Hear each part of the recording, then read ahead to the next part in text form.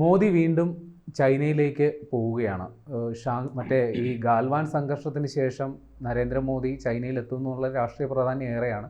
അതിനേക്കാൾ പ്രാധാന്യം അർഹിക്കുന്നത് ഇപ്പോൾ ഇന്ത്യ അമേരിക്ക വ്യാപാര യുദ്ധം, അതുമായി ബന്ധപ്പെട്ടുള്ള ചർച്ചകളിൽ ഉയർന്നു വന്ന മറ്റൊരു സാധ്യതയാണ് ഇന്ത്യ ചൈന റഷ്യ സഖ്യം. അപ്പോൾ ഈ ഒരു പശ്ചാത്തലത്തിൽ മോദി ചൈനയിലേക്ക് എത്തുന്നു. അവിടെ ചൈനീസ് പ്രധാനമന്ത്രിയും പ്രസിഡന്റ് അടക്കമുള്ളവരുമൊക്കെ ആയിട്ട് കൂടിക്കാഴ്ച നടത്തുന്നു. പുടിൻ, റഷ്യൻ പ്രസിഡന്റ് പുടിൻ അവിടേക്ക് വരുന്നു. അപ്പോൾ നമ്മൾ എന്താണ് വായിച്ചെടുക്കേണ്ട? പുതിയ ലോകക്രമം ഈ മൂന്ന് രാജ്യങ്ങളും ചേർന്ന് തീരുമാനിക്കും എന്ന് തന്നെയാണോ? അല്ല, അങ്ങനെ വേണം നമുക്ക് അനുമാനിക്കാൻ വേണ്ടിയിട്ട്. അങ്ങനെയാണ്. കാരണം ചൈനയ്ക്ക് ലോക വ്യാപാര മേഖലയിലുള്ള പങ്കാളിത്തം, അവരുടെ സ്വാധീനം അത് കുറച്ച് കാണാൻ വേണ്ടി സാധ്യമല്ല. സമാനമായിട്ടുള്ള രീതിയിൽ അമേരിക്കയെ സംബന്ധിച്ചുണ്ട്. പക്ഷെ അമേരിക്ക ഒരു ലോക പോലീസുകാരൻ്റെ റോളിലേക്ക് കളിക്കുകയാണ്. അമേരിക്ക ഡോളർ, അവർ സ്വയം അടിക്കുന്ന ഡോളർ, ആ ഡോളർ അവർ വിതരണം ചെയ്യുന്നു. എല്ലാ രാജ്യങ്ങളെ കൊണ്ടും ഡോളർ ക്രയവിക്രയം ചെയ്യിക്കാനുള്ള പരിശ്രമത്തിലാണ് അവർ ചെയ്തുകൊണ്ടിരിക്കുന്നത്. ഇതൊരിക്കലും ഇന്ത്യയെ പോലെയുള്ള ഒരു വികസിത രാജ്യത്തെ സംബന്ധിച്ച് ഒരിക്കലും അംഗീകരിക്കാൻ സാധ്യമല്ല. കാരണം ഇന്ത്യയെ സംബന്ധിച്ച് ഇന്ത്യ എന്നൊരു സാമ്പത്തിക രംഗത്തും വ്യാവസായിക രംഗത്തും വാണിജ്യ രംഗത്തും ആയുധ രംഗത്തും എല്ലാം വലിയൊരു കുതിച്ചുചാട്ടത്തിൻ്റെ വക്കിലാണ് ഇന്ത്യ നിൽക്കുന്നത്. അങ്ങനെയുള്ള ഇന്ത്യയെ സംബന്ധിച്ച് പരിധി വിട്ടുകൊണ്ട് അമേരിക്കയെ അംഗീകരിക്കുന്ന, അമേരിക്കയുടെ പിന്നിൽ അണിനിരക്കുന്ന ഒരു പ്രവർത്തനം ഇന്ത്യക്ക് ഒരിക്കലും ഇനിയുള്ള കാലത്ത് സാധ്യമല്ല. എന്ന് മാത്രമല്ല, ഇന്ത്യ പരിശ്രമിച്ചുകൊണ്ടിരിക്കുന്നത് ഇന്ത്യയുടെ രൂപയുടെ മൂല്യം ശക്തിപ്പെടുത്താൻ വേണ്ടിയിട്ടാണ്. കഴിഞ്ഞ ഏകദേശം ഒരു 40ഓളം രാജ്യങ്ങളിലാണ് ഇന്നിപ്പോൾ രൂപ എടുക്കുന്നുണ്ട്. നമ്മൾ ക്രൂഡ് ഓയിലിന് വേണ്ടിയിട്ട് റഷ്യക്ക് കൊടുക്കുന്ന ഇന്ത്യൻ രൂപയാണ് നമ്മൾ കൊടുത്തുകൊണ്ടിരിക്കുന്നത്. UAE മുഴുവൻ ഇന്ത്യൻ രൂപയാണ് ഇപ്പോൾ വിതരണം ചെയ്തുകൊണ്ടിരിക്കുന്നത്. ഏകദേശം ചൈനയുമായിട്ട് ഞാൻ മനസ്സിലാക്കുന്നത് ഇന്ത്യൻ പ്രധാനമന്ത്രിയുടെ യാത്രയോടുകൂടിക്കൊണ്ട് ചൈനയിലേക്കും ഇന്ത്യൻ രൂപ എത്തിച്ചേരുന്നതാണ്. അങ്ങനെ വരുന്ന സമയത്ത് ലോകത്തിലെ പ്രധാനപ്പെട്ട എല്ലാ രാജ്യങ്ങളിലും രൂപയുടെ ക്രയവിക്രയം സാധിക്കുന്നുള്ളതാണ് വസ്തുത. ഇന്നിപ്പോൾ നമ്മളുടെ കുട്ടികളൊക്കെ വിദേശത്ത് പോകുന്നുണ്ട്. എന്താ കാരണം? അവരുടെ നിന്ന് പോയിട്ടുണ്ടെങ്കിൽ അവർക്ക് അവിടെ പോയാൽ $5000 കിട്ടുന്നതാണ്. $5000 കിട്ടിയ എത്രയായി? 5000 × 80 എന്ന് പറയുന്നു. 4 ലക്ഷം രൂപയുടെ ശമ്പളം കിട്ടുന്ന, അത് പറഞ്ഞാലേ ചെറുപ്പക്കാർ പോകുന്നത്. ഈ പറയുന്ന ഡോളറിൻ്റെ ഇന്ന് കൊടുക്കുന്ന പ്രാധാന്യം കുറഞ്ഞാൽ, ഡോളർ അതിന് താഴേക്ക് വരികയാണെങ്കിൽ സ്വാഭാവികമായിട്ട് യുവതയെ ഇന്ത്യയിൽ നിന്ന് പുറത്തേക്ക് പറഞ്ഞയക്കുന്ന പ്രവർത്തനത്തിന് തടയിടാൻ വേണ്ടിയിട്ട് സഹായിക്കുന്നതാണ് ഞാൻ മനസ്സിലാക്കുന്നത്. ഇത് മാത്രമല്ല സംഭവിക്കുക. ഇപ്പം ഇന്ത്യൻ പ്രധാനമന്ത്രി ചൈനയിലേക്ക് പോകുന്ന, ചൈനയുടെ നിരവധി കാര്യങ്ങൾ ചൈനയ്ക്ക് ഇന്ത്യയിൽ നിന്ന് ആവശ്യമുണ്ട്. ഉദാഹരണത്തിന് നാണ്യവിള 120ഓളം ഐറ്റംസ് എന്നാണ് ഞാൻ മനസ്സിലാക്കുന്നത് ഇന്ത്യയിലുള്ളത്. അതിനകത്തൊരു 10-15 സാധനം മാത്രമാണ് മറ്റു രാജ്യങ്ങളിലൊക്കെ ഉള്ളത്. ബാക്കിയുള്ള 100-ലധികം വരുന്ന ഉൽപ്പന്നങ്ങൾ, നാണ്യവിളകൾ ഇന്ത്യയുടെ മൊണോപ്പൊളിയാണ്. ഏലക്കടക്കം ഈ പറയുന്ന സാധനങ്ങൾ ഇന്ത്യയിൽ നിന്ന് വിദേശ രാജ്യങ്ങളിലേക്ക് കയറ്റി അയക്കാൻ വേണ്ടി സാധിക്കും.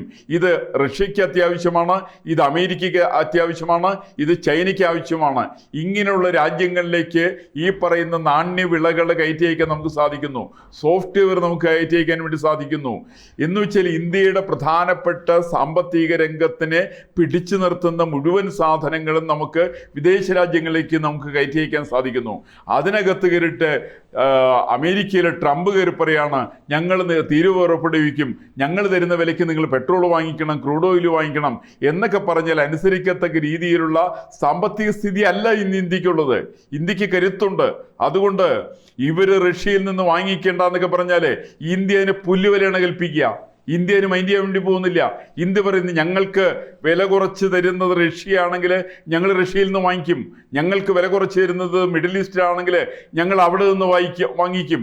എവിടെ നിന്നാണോ വില കുറച്ച് തരുന്നത്, ഇപ്പം ഇറാൻ ഇന്ത്യക്ക് ക്രൂഡ് ഓയിൽ ഒന്നും ഒരുക്കിയിട്ട് വില കുറച്ച്, അങ്ങനെ ഇറാൻ ഏകദേശം ഒരു എഗ്രിമെൻ്റ് ആയിട്ടുണ്ട്. ഇന്ത്യ ഇറാനിൽ നിന്ന് സാധനം വാങ്ങിക്കും. അതിനെന്താ പ്രശ്നമുള്ളത്? ഇതിൻ്റെ ട്രംപിൻ്റെ തെട്ടൂരൊന്നും ആവശ്യമില്ല. ട്രംപിൻ്റെ തെട്ടൂരം ആവശ്യമില്ലാതെ കണ്ട് ലോക വിപണിയിൽ നിന്നും സാധനങ്ങൾ ഇറക്കുമതി ചെയ്യുവാനുള്ള കരുത്ത് ഇന്ത്യയെ സംബന്ധിച്ചുണ്ട്.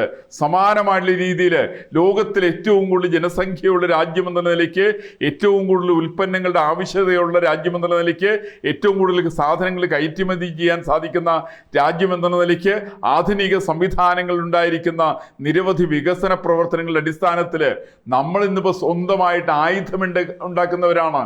നമ്മൾ കപ്പലുണ്ടാക്കുന്നവരാണ്, നമ്മൾ വിമാനം ഉണ്ടാക്കുന്നവരാണ്. ഇതെല്ലാം നമ്മൾ വിദേശ രാജ്യങ്ങളിലേക്ക് കയറ്റി അയക്കുവാൻ നമുക്ക് സാധിക്കും. അതിന് നമ്മൾ ഉദ്ദേശിക്കുന്നത് ഒരു ഏഷ്യയുടെ ശക്തി ഇക്കാര്യത്തിൽ അനിവാര്യമാണ്. നമ്മളും ഇന്ത്യയും ചൈനയും റഷ്യയും തമ്മിൽ ചേരുന്ന ഒരു ലോക സാമ്പത്തിക സംവിധാനത്തിന് അത് അമേരിക്കയുടെ ഈ പറയുന്ന ചൊൽപ്പടിക്ക് നിൽക്കുന്നവരായിരിക്കില്ല. ഇന്നിപ്പോ അമേരിക്ക ഒരു കാരണവശാലും ഇദ്ദേഹം അംഗീകരിക്കില്ലല്ലോ, പുടിൻ അംഗീകരിക്കില്ലല്ലോ, അതേപോലെ തന്നെ ചൈന അംഗീകരിക്കില്ലല്ലോ, ഇന്ത്യ അംഗീകരിക്കില്ല, നാളെ ഇറാൻ അംഗീകരിക്കില്ല.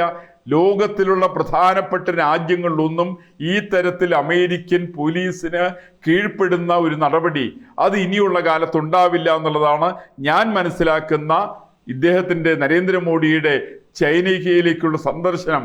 അത് ഇതിന്റെ വലിയ തുടക്കം കുറിക്കാൻ വേണ്ടി പോവുകയാണ്. പ്രശ്നം എന്താ വെച്ചാൽ 2019 നരേന്ദ്രമോദി ചൈന സന്ദർശിച്ചതിന് തൊട്ട് പിന്നാലെ 2020 ഗാൽവാൻ സംഘർഷം ഉണ്ടായത്. ഇപ്പോൾ അരുണാചൽ പ്രദേശ് അടക്കമുള്ള ഇന്ത്യയുടെ വടക്കു കിഴക്കൻ സംസ്ഥാനങ്ങളിൽ പലതിനും ചൈനയ്ക്ക് നോട്ടവുമുണ്ട്. അങ്ങനെയുള്ള ഒരു ചൈനയെ നമ്മൾ അമിതമായി വിശ്വസിക്കുന്നതിൽ ഒരു അപകടമില്ലേ? അല്ല, ചൈനയെ അമിതമായിട്ട് വിശ്വസിക്കേണ്ട ആവശ്യമില്ല. ലോകത്തിൽ ആരെയും അമിതമായിട്ട് വിശ്വസിക്കരുതെന്നാ പറയുക.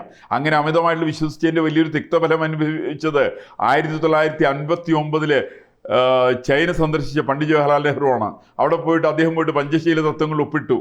തിരിച്ച് അദ്ദേഹം വന്നിട്ട് ഏകദേശം 1 വർഷക്കാലത്തോളം കഴിഞ്ഞ സമയത്ത് അതിശക്തമായിട്ട് ഇന്ത്യയിലേക്ക് തിരിച്ച് കടന്നാക്രമിച്ചുകൊണ്ട് ഇന്ത്യയുടെ 12,000 കിലോമീറ്റർ സ്ഥലമാണ് അന്ന് ചൈന കൈവശപ്പെടുത്തിയത്. ഇദ്ദേഹത്തിൻ്റെ പഞ്ചശീല തത്വങ്ങളൊക്കെ മുഴുവൻ എല്ലാം വെള്ളത്തിലായി. ഒരു പഞ്ചശീല തത്വം ഉണ്ടായില്ല. ഇദ്ദേഹത്തിന് 1-2 റോഡുകളൊക്കെ ഡൽഹിയിലുണ്ടാക്കി.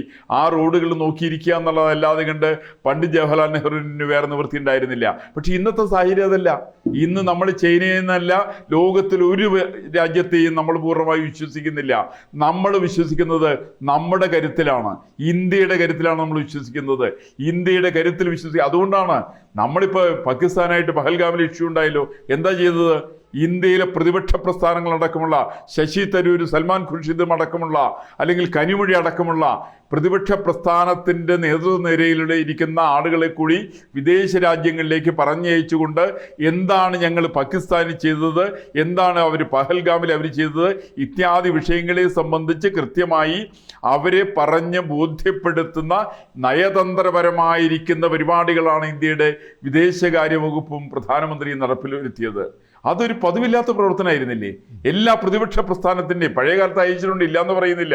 UN-ൽ സംസാരിക്കാൻ അന്ന് അടൽ ബിഹാരി വാജ്പേയി അയച്ചു. അതൊഴിച്ചാൽ ഇന്ത്യയിലുള്ള ഒരു പ്രതിപക്ഷ നേതാവിനും മുഖവിലേക്ക് എടുത്തിരുന്നില്ല. ഇന്നങ്ങനെയില്ല. കോൺഗ്രസിൻ്റെ ആളെ വിട്ടു, DMKയുടെ ആളെ പോയിരുന്നു, JDUവിൻ്റെ ആൾ പോയിരുന്നു, സമാജ്വാദി പാർട്ടിയുടെ ആൾ പോയിരുന്നു, നാഷണൽ കോൺഫറൻസിൻ്റെ ആളുകൾ പോയിരുന്നു. അങ്ങനെ നിരവധി ആളുകൾ രാഷ്ട്രീയം നോക്കാതെ കണ്ട് കരുത്തുള്ള കഴിവുള്ള വിഷയങ്ങളെ പഠിക്കാൻ സാമർഥ്യമുള്ള വിഷയങ്ങൾ അവതരിപ്പിക്കാൻ സാധ്യതയുള്ള ആളുകൾ വിദേശ രാജ്യങ്ങളിലേക്ക് അയച്ചുകൊണ്ട് ഇന്ത്യയുടെ പ്രവർത്തനം എന്താണെന്ന് അവർ ബോധ്യപ്പെടുത്തി. ഇത് തന്നെയാണ് ചൈനയോട് സംഭവിക്കുക. അമിതമായ ആത്മവിശ്വാസമൊന്നും ആർക്കും ഇക്കാര്യത്തിലുണ്ടെന്ന് ഞാൻ വിശ്വസിക്കുന്നില്ല. ചൈനയാണെങ്കിലും അമേരിക്കയാണെങ്കിലും അവരുടെ എല്ലാം ആത്യന്തികമായിട്ടുള്ള ലക്ഷ്യം സ്വരാജ്യത്തിൻ്റെ സംരക്ഷണമാണ്. അത് ഇന്ന് ഇന്ത്യയെ സംബന്ധിച്ചു അങ്ങനെയാണ്. അങ്ങനെ സ്വരാജ്യത്തിൻ്റെ സംരക്ഷണാർത്ഥം ഇന്ത്യ പഴയ കൂട്ട് മറ്റു രാജ്യങ്ങളുടെ പിന്നാലെ പോകുന്ന, അതിനെ നോക്കിയിരിക്കുന്ന ഏർപ്പാടില്ല എന്നുള്ളത് മാത്രം നമ്മൾ തിരിച്ചറിഞ്ഞാൽ മതി.